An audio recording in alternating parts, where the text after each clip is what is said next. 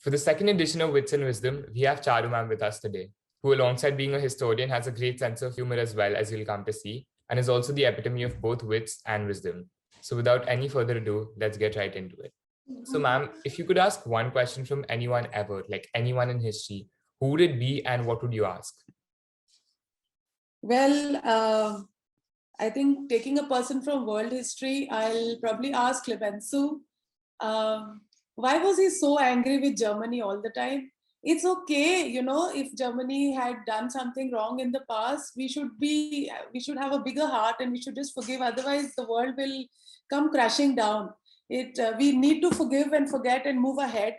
And I think this is one lesson that we should learn from history, because if we keep going back and remembering what somebody has done wrong to us, I don't think we can ever live in a peaceful and a happy world.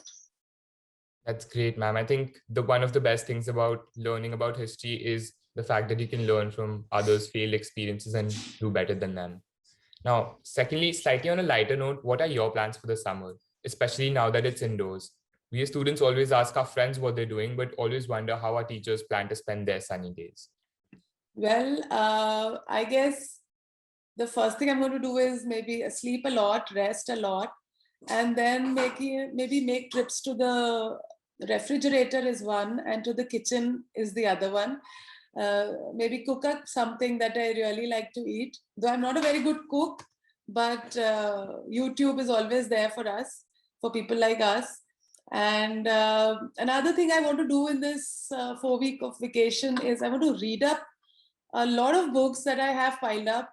Of course, some academic, some fiction, and really make the best use of these 4 weeks. And I'm sure they're going to pass away in a jiffy, but let's see how many of these aims I'm going to fulfill.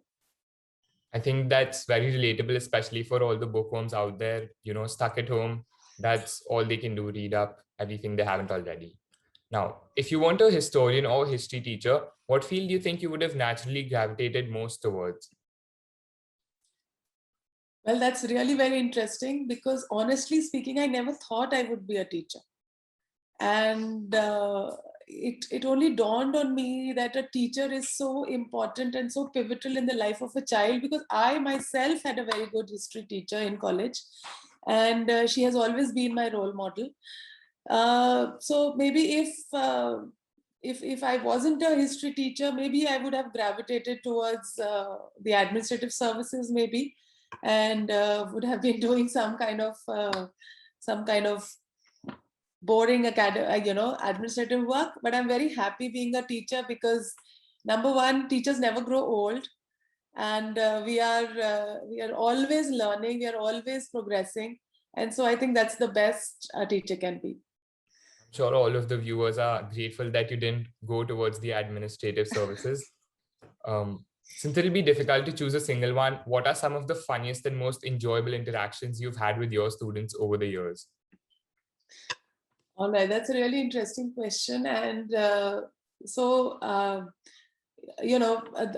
a US President, Mr. Roosevelt, who introduced the New Deal. And he would sit next to the fire and he would talk about it, and his speeches would be broadcast live on the radio. So these were popularly known as fireside chats, if you're aware. So, when I was discussing this in my class and I said fireside chats, so, immediately one of my students was like, what, chats? But they didn't have mobile phones then. How was he chatting with these people? And the entire class, we all kept quiet and we looked at her and we just burst out laughing. And it dawned on her like 5 minutes later that, what she was saying was not what was intended. And it was so funny. And even today when I meet her, and that's the one joke that, is there. And I think all my history students know which one girl I'm talking about. And I love her a lot.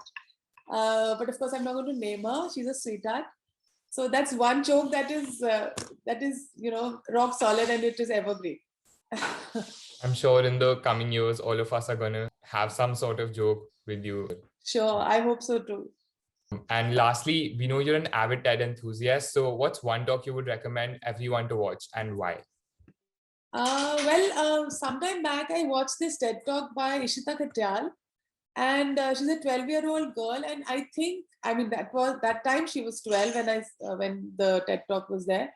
And the one thing that struck me was that, what she was talking is so in tune with the IB philosophy that we need to be open-minded, we need to take risks, and we need to just go with our gut feeling, and then anything and everything is possible. So for a little girl to have that kind of a vision, I thought that was tremendous. And I want everybody to watch that TED talk. It's by Ishita Katyal. Excellent TED talk with lot of insight, and gives you a lot of vision for your future. I think that's very profound, especially for a girl who's barely in middle school. And we'll be sure to link it down below. So make sure all of you watch the TED talk. And as much as we'd love to keep talking to you and our viewers would love watching, I think we have to wrap it up for today.